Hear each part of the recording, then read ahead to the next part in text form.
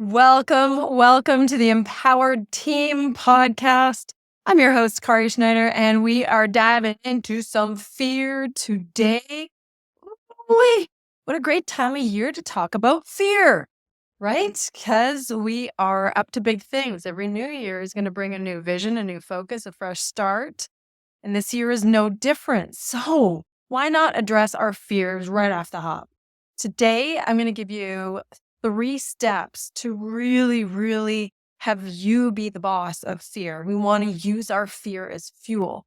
First, we're going to understand fear, and then we're going to harness the energy that it brings, and then we're going to transform fear so that it can be what we want it to be versus something that's really controlling us or becoming all consuming. So first, we're going to start with a quote by George Adair. This is somebody far before our time. George Adair said, "Everything you ever wanted is on the other side of fear." Sit with that for a second. Everything you ever wanted is on the other side of fear. What a beautiful quote. It really encompasses those things that you went for in your life and you knew they were hard. You knew it was going to be maybe something beyond what you'd ever experienced, and you were afraid and you went for it anyway. And what happened? You probably learned minimally, and maybe in the best case scenario, you got something more amazing than you ever could have imagined. Maybe it was having a new child or starting a business or going on an epic adventure. And I'll bet there was some fear involved in all of those things. So let's see what we can figure out with fear so that you can use it to transform into your next level, your growth, your new goal, whatever it is for you. Or just have a space of understanding of how to deal with some of those times that are really fearful. So first I want to ask you a question, because I've noticed this with my clients and various people that I work with and talk to, that we all handle it in a little bit of a different way. So usually there are 4 main ways that people handle it. Which one is you? Think about this for a second. Which one is you? What's your initial reaction? What's your response? The initial response. What do you tend to do when you feel afraid? Do you avoid it? Do almost anything to distract yourself from it, get away from it, avoid that fear? Do you fight through it? Do you analyze it and just keep analyzing it? That's the thing it's your go-to. Or do you embrace it? So consider that. Do you avoid it, fight it, analyze it, or embrace it? I can say that some of my clients that I've talked to about this topic, because they're bringing it to me, they're afraid of blank, or they're feeling stuck from blank. And when we take a look at it, oftentimes it's the fighting it, especially because many of my clients are men. They are men in business. They are men who have experienced a number of things in life, and they don't like fear. And so the initial response is to fight it, beat it, overcome it, conquer it. Those are the words that I hear from the clients that are talking about fear in their lives. So what do you do with fear? Do you avoid it, fight it, analyze it, embrace it? What's your go-to? Most of us are going to be trying to get away from it in some form or another. So that's the avoidance. If we're fighting it, we're trying to generate our courage to do it. If we're analyzing it, we're in our heads and we're stuck. And if we're embracing it, we probably have come to some realization of how that fear can really serve us. So consider what your initial reaction is, because this is going to help you understand yourself. So let's go on into understanding fear. So this is the first step. We're going to take a look at understanding fear. And remember, fear is not your enemy here. What if it's not the enemy? What if it's your key? What if it's your ticket to your own growth? What if it's your key, like that original quote? What if everything you wanted was on the other side of that fear? Consider that. So let's understand fear first, because there's a physiological background. You know, I love my physiology. There's this part of your brain, old part of your brain to help you survive, called your amygdala. And that amygdala, you might have heard of an amygdala hijack. When that amygdala is activated, then you get this response. It's a triggered response. and it activates when it perceives a threat. Now, here's the thing about this. The threat can be perceived as real when it's really not real. So the threat to your brain, to your amygdala, when it's triggered, doesn't mean that it's a real threat, but your brain thinks you might die. That's the difference. Your brain is figuring, whoa, stop. This could kill us. Don't do it. Get away. I'm afraid. Freeze, fight, flee, fawn, all the things that fear brings along. So here we are, triggered, but what else happens? The heart rate goes up. The blood pressure increases. You might even sweat. These are things that are physiological reactions that are supposed to be there. Why? So we can freeze or fight or whatever we're going to do. So the problem here is that this can misfire, because if we have an overreaction to this fear when a situation isn't life-threatening, then we tend to be either constantly feeling like we're going to fight or constantly freezing, and it can become problematic in how we actually want to behave. So recognize that fear is not bad in and of itself. It's simply here to protect us. It is only here to keep us alive. That's why fear exists. And it's pointing to something. It's pointing to this thing that we're probably stretching our limits. We're probably getting close to that edge of our comfort zone. If that cushy comfort zone place is right in the middle of a circle, well, you've probably gone to the outer limits of that circle, and now you're playing with that edge. And if you're playing with that edge, guaranteed there's going to be some form of discomfort, some form of fear that's knocking on your door. Now, what that you understand it's just there to keep you safe. It's not a bad thing. And you now know that you're getting close to that edge of where you've practiced living. What does that look like for you? This is an awareness. So understanding fear, why it's here, how it's supposed to keep us safe, that can give us enough insight in order to go to the next step, which is to harness your fear. How do we harness this fear? So consider this. Let's give the example. If you've done any sort of public speaking or you're presenting to a group, maybe it's a wedding, maybe it's a funeral, maybe it's a work presentation, chances are you've felt that little bit of anxiety or maybe paralyzing fear or whatever it is. But most people, it's one of the most common areas that people get fear is public speaking. So remember what it's telling you.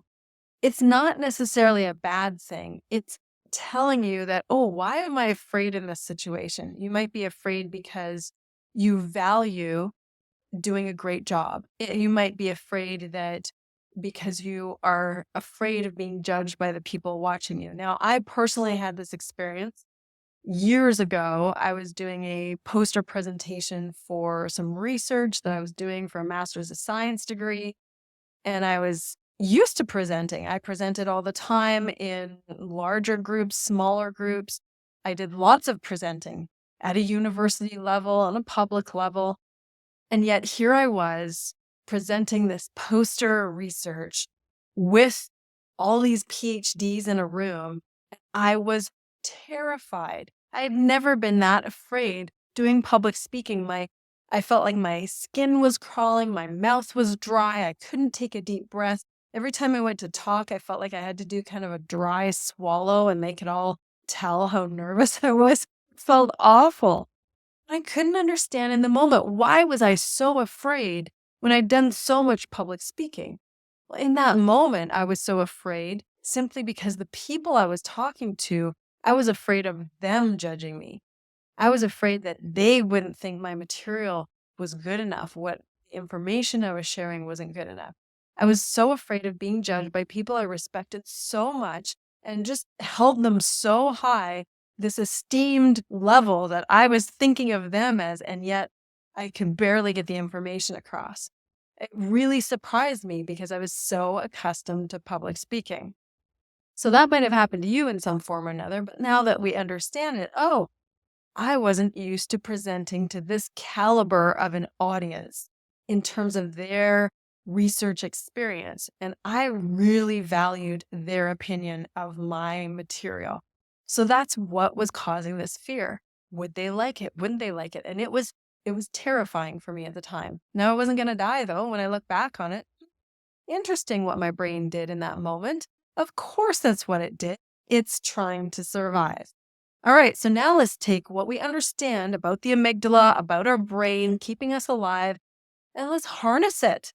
We want to harness it. This is step number 2, harness your fear. There's energy behind this. Fear has a lot of energy, but we want to harness it. Now, remember what I said, it cascades into this physiological response. Well, we can use that. So if our heart rate is going up, we also have a little more adrenaline, we have a little more cortisol, but what this does is it heightens our focus. It makes us zone in so we are ready. We've got this increased heart rate. We've got more oxygen to our brain. We've got more oxygen to our muscles. We have heightened sensory perception. We are ready to go. Why? Because if this was a real life-threatening experience, then we've got to be able to survive, deal with it, fight, flee, whatever we have to do. So this is called a state of arousal. However, this can become paralyzing because there's a sweet spot when it comes to stress type arousal. When it's in the right place, it's a great thing. Why? Because we have all that heightened energy and we can focus it in. But if it's too far beyond that, then we become paralyzed. We have too much of it. If you've ever been really afraid and you try to think bigger picture and plan some things out, you can't do it. Your heart rate's too high. Your hand might even be shaking. So there's a sweet spot when it comes to that stress state, that aroused state. And if it's too much, we just can't do what we want to do.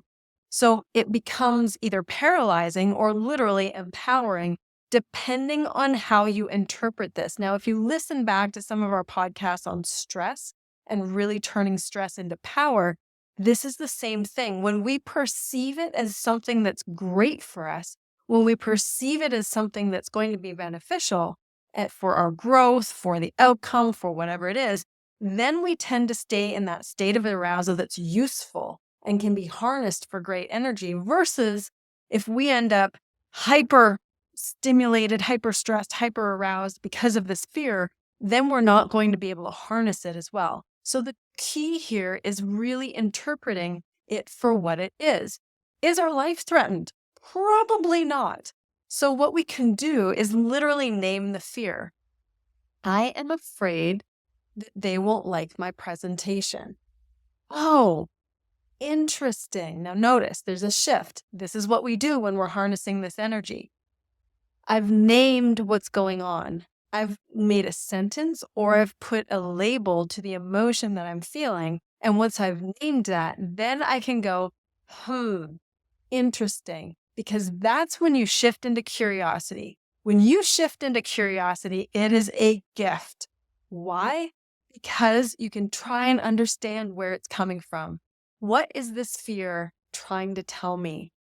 What is this fear teaching me right now? Is it teaching me that I've been comfortable for a really long time? Is it teaching me that, oh, I've reached my edge, that I'm playing with this outer limit of my comfort zone? Interesting. What is this fear teaching me? Is it teaching me that I'm about to go for something I really care about and I really want? Is it teaching me that this might be worth it, really, really worth it? This thing that I'm going for is a worthy opponent because it has me actually on the edge of my seat. So get curious. When we're harnessing this energy, getting curious about it has us use that energy, use it for our favor instead of against us. Then we take that energy and we really go into whatever the specific steps are for what we're trying to do. Is it doing that presentation? What is it? Is it preparing for a difficult conversation? We've talked about challenging, courageous conversations. But when we have that adrenaline boost, sometimes it's hard to be as connected with the other person. So if we plan our steps, once we've identified that we're afraid, we know what's going on here. And now we're going to plan our next steps, because that's taking that energy and putting it into something useful that's going to help us in that context of whatever situation that we are afraid. Okay, so now we've gone and we've understood what's going on with this fear. and we've harnessed this energy and we've utilized that energy with some curiosity in order to get some next steps and put that energy towards what we want instead of becoming either really fearful, really angry, really paralyzed, whatever it has to be. So now what we want to do is the third step. We want to transform this fear into growth. We don't want to be stuck by it. So we want to utilize it. So what are we going to do? Like I said, this is our edge.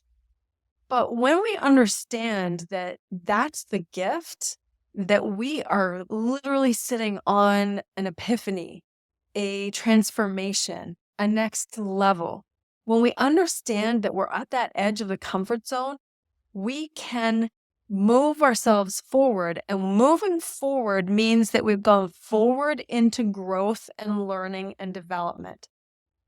When we look at operating just outside that comfort zone, that is the growth zone.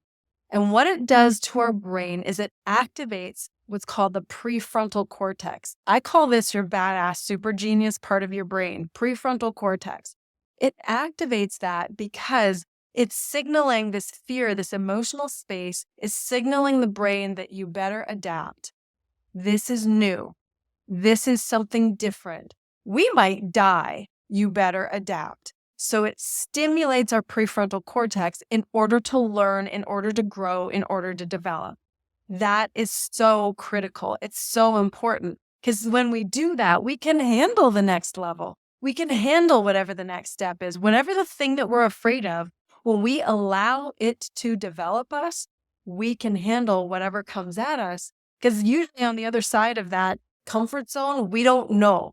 And that's part of the thing that makes us afraid is we don't know what's going to happen. But when we are willing to go there, then we activate all this growth and we activate these parts of our brain that is going to have us be able to adapt to handle it. It's so cool. And it turns that stress that could be distress, fear is the distress, into eustress. It turns it into something that enhances our own performance and our own creativity and adaptability when we can embrace it, only when we can embrace it. When we're fighting it or avoiding it or overanalyzing it, that doesn't happen. We're stuck. And I'm sure all of us have felt stuck with fear. This is one of the primary things I help clients with because they're usually operating at such high levels that fear is knocking at their door on a regular basis. And when that's happening, they are either in a panic mode or they're ready to go forward and they're using someone like me to help them through it. So what does that look like? I'll give you a couple of examples. 2 clients, same day, different times, different scenarios. They weren't in the same place. Both of them were talking about something that they were afraid of, but in the context of fighting it, overcoming it, dominating it, crushing it. And at some point I paused and I ended up using the same example for both clients. I paused and said, what if fear wasn't there for you to fight? What if fear is there to teach you something? What if fear is there to foster your growth? What if fear is something for you to respect and embrace because it's doing you such a good thing? So I paused in the moment and just let that sink in. And I think it did. Because then I gave the example because I like sports. Most of my clients like sports. And I had to use this amazing example of a team, arguably the best team in the world, the New Zealand All Blacks. And I gave the example of one of my athletes on the Canadian rugby team who had multiple opportunities to compete against the New Zealand All Blacks on a national team level. And that player, like any other player who's likely faced the All Blacks, was afraid. They do this incredible, intimidating prep dance in front of the other team that's like screaming and yelling and chanting and tongue out and called a haka. And anyway, there's all kinds of fear there. However, I thought of that athlete that I had worked with for so long who was going up against the All Blacks. And this athlete There was so much more than apprehension or fear going into it. There was excitement. There was also massive respect. This is a worthy opponent. This is the most worthy opponent that they could ever face in the whole world. And they were at the level to face this worthy opponent. There was such massive respect there. And then at the time where, let's say, they compete against that worthy opponent, the New Zealand All Blacks, and then they lose, it's still such an honor to have been in that space with such a great opponent, to then not have made it, but have learned and grown so much from the experience alone. Or what if they face the New Zealand All Blacks and they win, which they didn't, but let's say they won. And they win. And that right there, it's not a matter of crushing the All Blacks. Oh, I beat you, and shove it in their face. It's a stand up, shake hands, and go, you are the best team we've ever played. You are the most worthy opponent we've ever faced. I am so grateful for having this opportunity and coming up against such an incredible experience. Right there, worthy opponent. The New Zealand All Blacks, that's your fear. It's a worthy opponent. It's something that not only is going to give you the gift of growth, but it's also going to teach you along the way. It is a respectful thing that is there for you, not to crush you, not to paralyze you, not against you. The fear is there for you. Is your best buddy in going for whatever you want to go for. So let's take a look at this as a signal, not a barrier, as an opportunity, not a stopping point. So consider that presentation example.